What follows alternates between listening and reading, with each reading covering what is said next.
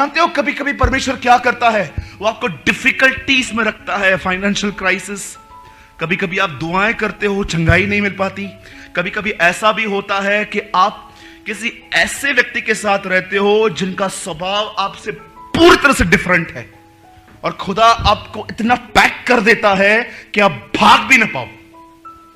जानते हो क्यों? क्योंकि वो जानता है ये घाई भरा स्वभाव इससे इतनी गलतियां करवा देगा, फ्यूचर में इतनी गलतियां करवा देगा कि कोई चीज पूरी भी नहीं होगी, ये क्विट कर देगा। अब इसमें धीरज कैसे पैदा करें?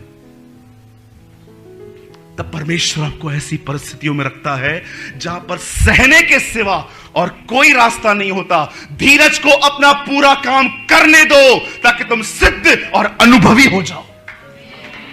याकूब कहता है करने दो धीरज को अपना कार्य। कितने लोग हैं यहां पर, घर जाते हैं आप, लेट हो जाती है और लोग आपको, आपके परिवार वाले आपको बोलेंगे सारा दिन चर्च चर्च चर्च, पागल हो गया है तू, सारा दिन ईशु ईशु ईशु ईशु। और कई बार जानते हैं हम क्विट कर देते हैं, छोड़ यार मैं बचाना, भले लोग आए नहीं आए। आज मैं दुआ करता हूं कि आज इस बात को आप समझो। एक दिन जानते हैं क्या किया प्रभु ने? बाइबल बताती है उसने इजराइलियों को निकालने के लिए मूसा को भेजा। हमारा परमेश्वर इतना महान है, सुनिए इस बात को। एक दिन उसने मूसा को मिस्र भेजा ताकि इजराइली को निकाल सके। सदैव याद रखना, मिस्र पास्ट है, कनान फ्यूचर है। परमेश्वर जानता था कि ये लोग कभी भी अपने पास में चले जाएंगे। चलो एक काम करते हैं आज। क्या काम करेंगे प्रभु आप? एक काम करेंगे, इनको निकालते हैं यहां से। जैसे वो निकले, बाइबल बताती है परमेश्वर ने उनके पास्ट को जगाया, फिरौन के मन में डाला, उठ भाग इनके पीछे। और जैसे फिरौन उनके पीछे भागा, पास पकड़ने के लिए आया, जानते हो परमेश्वर ने क्या किया? हमारे महान प्रभु परमेश्वर ने उस पास को लेके सदैव के लिए जमीन में गाड़ दिया। कितनों के बाद जानते हैं हमारा एक पास्ट था, और आपने देखा वो पास्ट हमारा यीशु क्रूस पे निगल गया। हमारे पास को मिटाया नहीं गया है, हमारे पास को गाड़ दिया उसने कि अब तुम्हें देखता हूं कौन सताएगा। ये हमारे परमेश्वर ने हमारे लिए किया। मैं उस दिन वचन पढ़ रहा था जिसमें मुझे ऐसा लग रहा था मिस्र पास्ट है, कनान फ्यूचर है। प्रभु जानता था ये बहुत बार पास में जाके जिएंगे, पास में चले जाएंगे, पास्ट में कुछ करेंगे, कुछ करते हैं इनके पास्ट का। और एक दिन परमेश्वर ने इनके पास्ट को जगाया, जा इनका पीछा कर। और उन्होंने देखा और उनके पास्ट को प्रभु लाल समुद्र में लेके आया और उसने उनके पास्ट को वहां पर गाड़ दिया। अब देखता हूं तुम क्या करते हो। शैतान बोलता है ना कई बार आपको, तेरा पास्ट कैसा है, तेरा पास्ट कैसा है, कितना तूने गंदे काम किए। आज से उसको आप कहेंगे मेरे पास्ट को छोड़, क्षमा छोड़। यीशु ने गाड़ दिया उसे।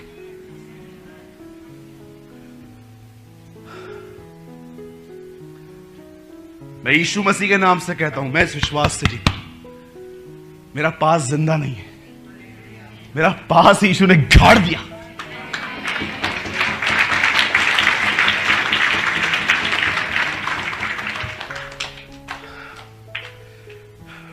भाइयों, मेरी बहनों, सदैव इस बात को याद रखिए, सुना हुआ वचन मात्र उसे एंजॉय मत कीजिए।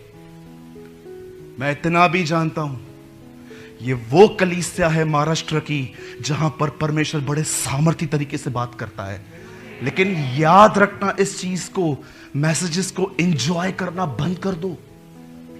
एथेंस के लोग नई नई बातों को सुनने में अपना समय बिताते थे, ये स्पिरिट को निकालो। आप जानते हो एथेंस में जहां पौलुस ने गॉस्पेल प्रीच किया था विजडम से, उन्होंने एक मूर्ति देखी जिसमें लिखा था अनजाने ईश्वर के लिए, और पौल वहां पर खड़ा होकर कहता है जिसे तुम नहीं जानते, आओ मैं तुम्हें उसका सुसमाचार सुनाता हूं। उस नगर के लोगों के बारे में जानते क्या लिखा है? वे नई नई बातों को सुनने में बड़े इच्छुक थे। ओह, पॉल एक नई बात लेके आया है। He is telling someone who raised from the death. ये कहता है कोई मुर्दों में से जी उठा, आओ हम सुनते हैं। और वो सब जमा होते थे और बड़े सुनते थे। नेक्स्ट डे कोई और आएगा, उसको भी सुनेंगे। उन्हें सत्य को पहचानने में कोई मतलब नहीं था। वे नई नई बातों को सुनने के व्यस्त रहते थे। ये स्पिरिट को निकालो और परमेश्वर के वचन को जानो। आप जानते हो पौलुस की बनाई हुई कलीसियाओं के नाम क्या क्या थे? बताइए। एक ही बताए, कोरिन्थियो। और कोई? एक ही बताए, कोरिन्थियो और गलातियो, एफिसियो, हाँ, कुलिसियो, फिलिपियो। पर कितने लोग ये बात जानते हैं इसकी एक और कलीसिया थी, इसका नाम था बिरिया। क्या नाम था उनका? बोलिए, बिरिया। उसको लेटर क्यों नहीं लिखा?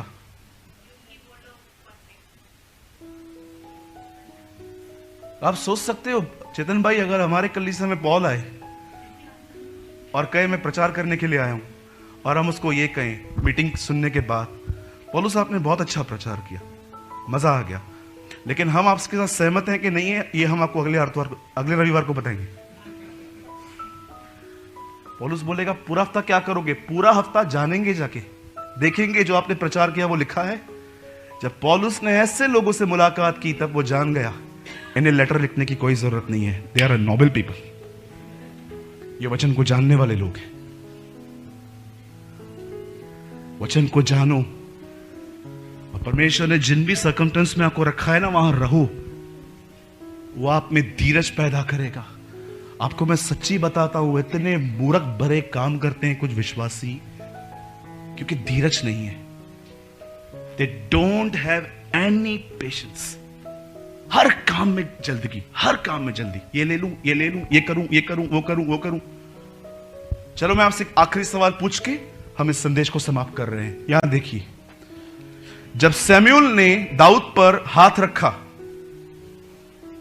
अभिषेक के लिए, तो दाऊद ने सेवा कब शुरू की? अगले दिन। हाँ, क्यों?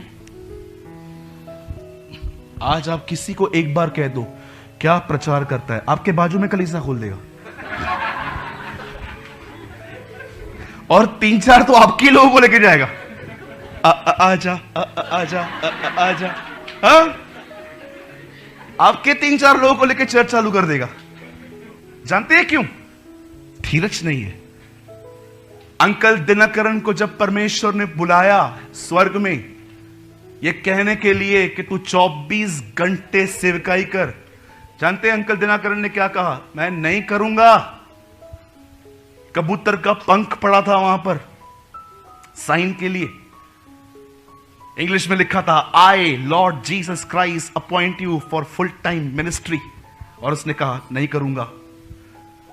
अंकल दिनकरण को यीशु ने कहा क्यों? बोलता है मैं आपके लोगों को जानता हूं जो 24 घंटे पास्टर हैं, खाने के लिए नहीं है उनके पास, कपड़ा नहीं है, एकदम गंदी लाइफ जी रहे हैं, वो कुछ भी नहीं है उनके पास। जानते हो अंकल दिनकरण ने क्या कहा? मैंने उनको कभी बुलाया ही नहीं था, जबरदस्ती मेरे कंधे पे आके बैठे। परमेश्वर की बुलाहट पाने के बाद 8 साल तक वो काम करते रहे। 12 साल की यीशु ने उम्र में इतना ज्ञान हासिल किया, हम सब मिलके भी उससे बात नहीं कर पाते थे, लेकिन फिर भी 18 साल खुदा ने उसे कहा जस्ट शट योर माउथ, शांत रहे, अपने मुंह को बंद रख और चुपचाप से काम कर। कितना पेशेंस! प्रभु जानता था दाऊद वो गलतियां न करे जो शाऊल ने की हैं। शाऊल के निर्णय पूरी तरह से मूर्खता पूर्ण होते थे। याजक भी बनना है, काटना भी है, राजा भी बनना है, जीतना भी है। एक दिन प्रभु ने कहा मैं फेडअप हो चुका हूं इस आदमी से, इसके अंदर कोई पेशेंस नहीं है। तब परमेश्वर ने दाऊद को जब देखा तो क्या देखा? दाऊद में भी नहीं है। अब एक काम करते हैं, इसको कंप्लीट करके खड़ा करेंगे। शाऊल को दाऊद के पीछे लगा दिया। शाऊल दाऊद के पीछे, दाऊद प्रभु के पीछे। और वो 13 साल सहता गया, सहता गया, सहता गया। उसके बाद जब वो 30 साल का हुआ, प्रभु ने कहा प्रेज द लॉर्ड, अब ये बंदा तैयार है, चलो खड़ा कर दो। धीरज को अपना पूरा काम करने दो ताकि तुम सिद्ध और अनुभवी हो जाओ। ये घाई वाला स्वभाव निकलने दो। बोलो यीशु मसीह की। कितने लोगों ने आज कुछ समझा? एलिया ने क्या किया? बस एक बार देख के निराश हो गया? बार बार प्रयास किए उसने। जा देख, वो दुआएं करता रहा। जिस दिन आप में धीरज बढ़ेगा ना, आपका वो गिव अप करने वाला कैरेक्टर भी आपके अंदर से निकलता जाएगा और आप सदैव खड़े होगे उसके नाम के लिए। आप उसे बोलोगे, आप शैतान को मालूम है रोज क्या बोलोगे? शैतान तू जानता है, ए मूर्ख तू जानता है। आप उसे ऐसे बोलोगे, यस ये उसका नाम है। ए मूर्ख तू जानता है क्या, तू मुझसे लड़ रहा है ना? हाँ, पते को पता है प्रभु ने मुझे ऐसी लड़ाई में रखा है जिसमें पहले से जीत चुका हूं।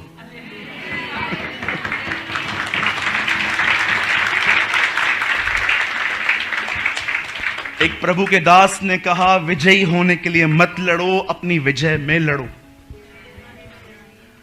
विजय पाने के लिए मत लड़ो, अपनी विजयता में लड़ो।